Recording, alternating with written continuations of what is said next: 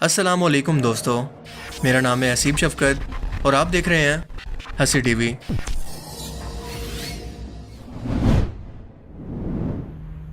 لفظ مسیح کے معنی ہے نجات دینے والے، اور عیسیٰ علیہ السلام کے ماننے والوں کو عیسائی یا مسیح کہا جاتا ہے۔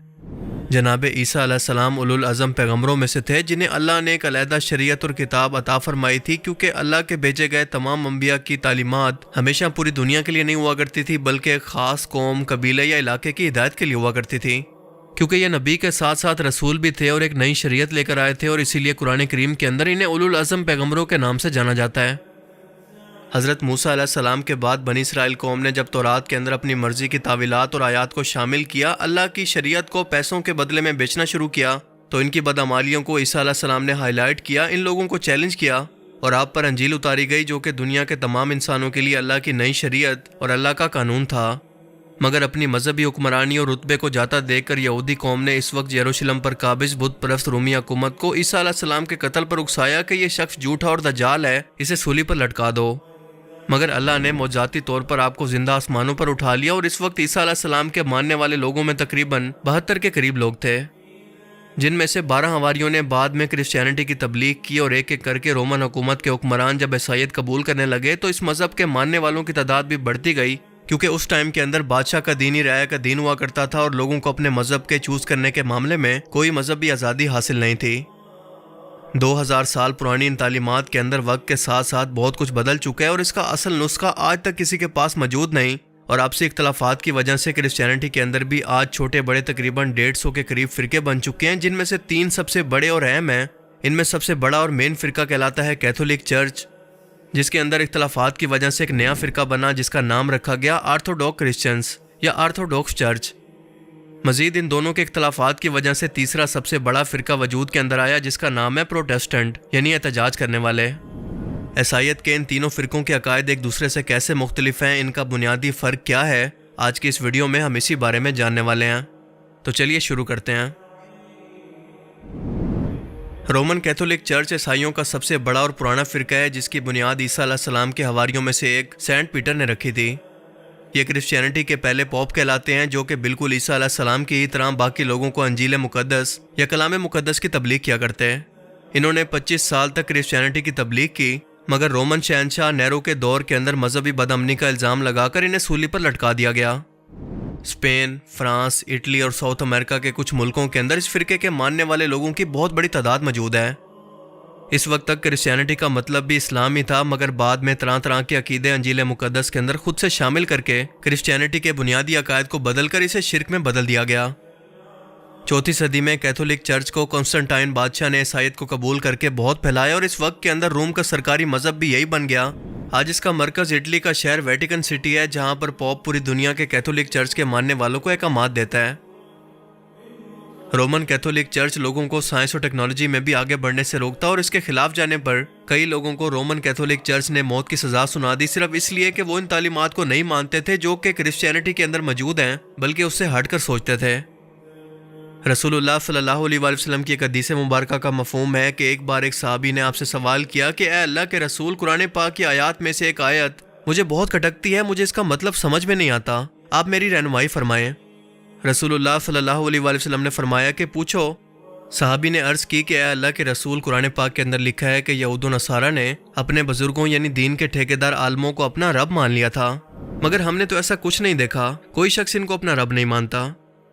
اللہ کے رسول نے فرمایا کہ کیا تم لوگ آنکھیں بند کر کے ان کی اندھی تقلید نہیں کیا کرتے تھے کہ جو ان لوگوں نے کہہ دیا اسے بنا سوچے سمجھے یا بنا پرکھے سچ مان لیا، اور جس چیز سے ان لوگوں نے منع کیا اسے بنا سوچے سمجھے اور بنا سوال کیے اس سے پیچھے ہٹ گئے۔ صحابی نے عرض کی کہ اے اللہ کے رسول، بالکل ایسا ہی ہے۔ آپ صلی اللہ علیہ وآلہ وسلم نے فرمایا کہ یہی تو ہے ان کو رب ماننا، کیونکہ یہ اختیارات تو صرف خدا کے پاس ہیں۔ اور بالکل یہی حال اس دور کے اندر کیتھولک چرچ کے پوپ کا بھی ہوا کرتا تھا، اور وہ بادشاہ سے بھی طاقتور بننے لگا، جن کی مرضی کے بغیر بادشاہ کوئی بھی فیصلہ نہ کر پاتا، اور یہ اپنی مرضی سے انجیل مقدس کی تعلیمات کے اندر بدلاؤ بھی کر سکتے تھے۔ یہاں تک کہ انہوں نے خود بادشاہوں کی طرح اپنے لیے دربار بنا رکھے تھے، جہاں پر ہر طرح کے خوش آمدی اور صافشی دماغ کے لوگ موجود ہوتے، اور انہی پوپس کے فتووں کی وجہ سے عیسائیوں نے مسلمانوں کے خلاف صلیبی جنگوں کا آغاز کر کے دونوں طرف ہزاروں لاکھوں لوگوں کا قتل عام کروایا، کیونکہ اس وقت لوگ مانتے تھے کہ پوپ کبھی غلطی کر ہی نہیں سکتا، وہ غلطیوں سے پاک ہے۔ یہ لوگ عیسیٰ علیہ السلام کو اللہ کا بیٹا مانتے ہیں۔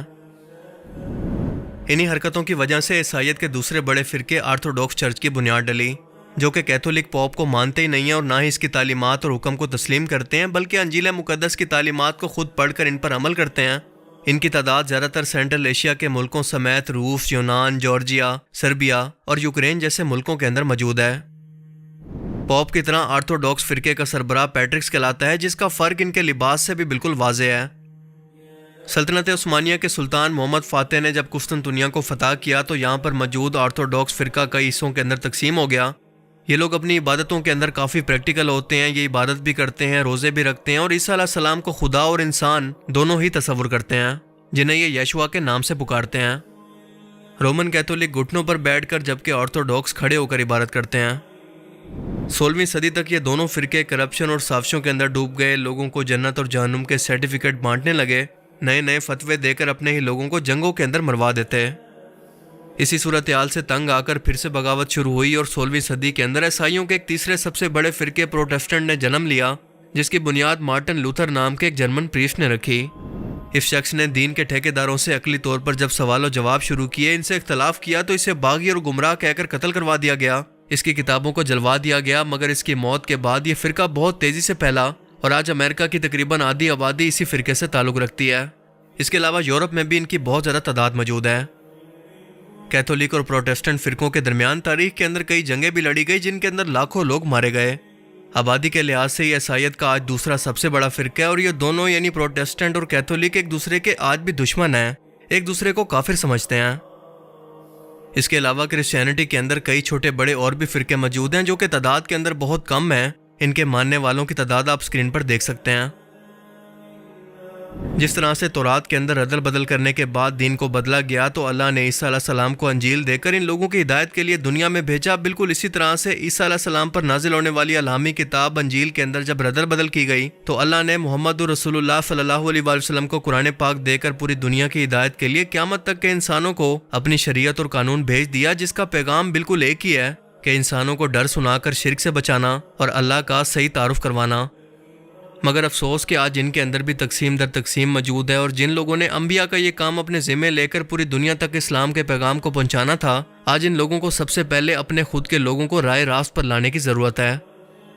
اللہ تعالیٰ ہمیں سمجھنے کی اور نیک عمل کرنے کی توفیق عطا فرمائے، آمین۔ مجھے امید ہے کہ آج کی اس ویڈیو سے آپ کو بہت کچھ نیا جاننے کو ملا ہوگا اور یہ ویڈیو آپ کو پسند آیا ہوگا۔ اگر یہ ویڈیو آپ کو اچھا لگا تو اسے لائک کیجئے، اور اب میں ملوں گا آپ سے ایک ایسی ہی نئی انٹرسٹنگ ویڈیو میں۔ تب تک کے لیے اپنا بہت سا خیال رکھیے گا۔ Thanks for watching this video. اللہ حافظ۔